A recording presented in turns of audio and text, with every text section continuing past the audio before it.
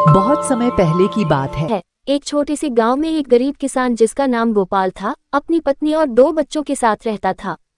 गोपाल बहुत ही मेहनती था, लेकिन किस्मत हमेशा उसके साथ नहीं देती थी।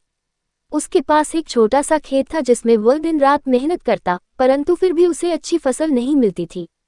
वह कई बार सोचता कि कैसे अपनी गरीबी को दूर कर सके, परंतु उसे कोई उपाय नहीं सूझता था। एक दिन गोपाल अपने खेत में काम कर रहा था, तभी उसे खेत के कोने में एक चमकती हुई चीज दिखाई दी।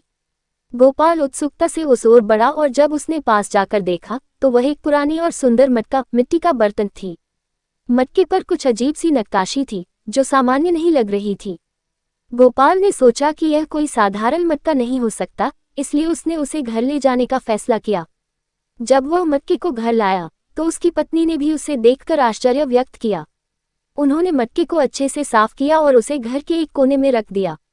रात को जब सब सो रहे थे तो गोपाल के सपने में एक देवता आए और बोले, यह मटका साधारण नहीं है, यह एक जादुई मटका है। इसमें तुम जो भी डालोगे वह सोने में बदल जाएगा, पर याद रखना इस मटके का इस्तेमाल केवल जरूरत के समय ही करना। लालच में आकर इसका दुरुपयोग मत करना। सुबह जब गोपाल जागा तो उसने सोचा कि यह सिर्फ एक सपना था, लेकिन फिर उसने मटके की ओर देखा और उसे याद आया कि देवता ने क्या कहा था।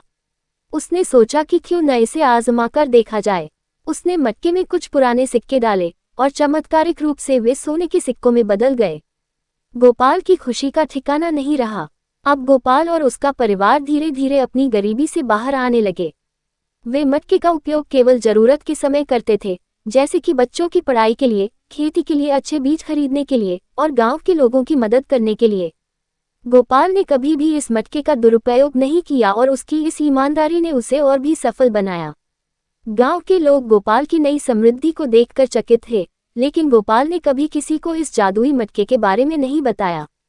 वह जानता था कि अगर इस मटके का रहस्य खुल गया तो लोग लालच में आकर एक दूसरे को नुकसान पहुंचा सकते हैं।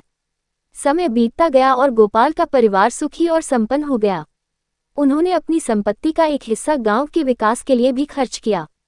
गांव में स्कूल, अस्पताल और सड़कें बनवाईं, जिससे सभी ग्रामीणों का जीवन भी बेहतर हो गया। इस तरह गोपाल और उसका परिवार अपनी ईमानदारी और समझदारी के कारण एक सुखी जीवन जीने लगे। जादुई मटका उनके लिए सिर्फ एक साधन था, असली ताकत तो उनके अंदर की अच्छाई और समझदारी में थी। इस कहानी से हमें ये सीखने को मिलता है कि शक्ति और संपत्ति का सही उपयोग ही हमें सच्ची खुशी और संतोष दे सकता है। साथ ही ईमानदारी और दूसरों की भलाई के लिए काम करना ही जीवन का असली उद्देश्य होना चाहिए।